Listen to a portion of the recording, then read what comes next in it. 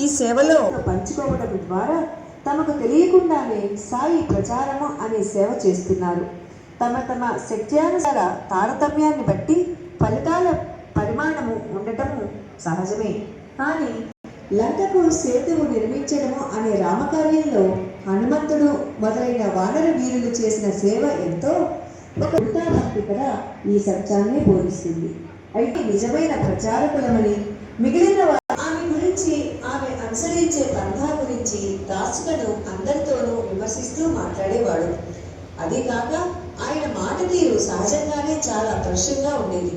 ఒకసారి షిరిడీలో ఏదో కారణంగా ఆ సాయి భక్తురాలిని చాలా పరుషంగా మాట్లాడి దూషించాడు. బాబా వెంటనే శ్రీ దాసుగణను పిలిచి హరిదాసునికి అహంభావం అసలే కూడదని గట్టిగా మందలించి వెంటనే వెళ్ళి అంతకు మునుపు తాను దూషించిన ఆ సాయి భక్తురాలి కాళ్ళు పట్టుకుని క్షమాపణ వేడుకొనమని ఆదేశించారు.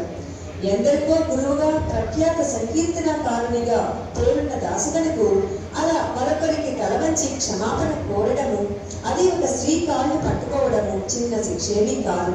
కానీ శ్రీ దాసుగను తన తప్పును గ్రహించి వెంటనే బాబా ఆదేశాన్ని 50 సంవత్సరముల పాటు తన హరికథా సంకీర్తనలతో మహారాష్ట్ర దేశాన్ని ముంచెత్తిన ప్రతిభాశాలి.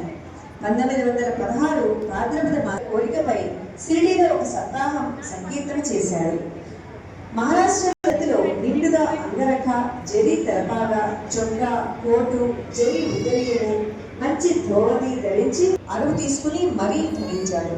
బాబా అతన్ని చూస్తూనే, ఏం గను పెళ్లి కొడుకుల షోగా వస్తాపై ఎక్కడికి బయలుదేరావు? ఆ కోటు, చొక్కా, కండువా, టోపీ అన్ని ముందు తీసిపారాయి. నడుమ పైన ఏ బట్ట ధరించకూడదు అని అన్నారు.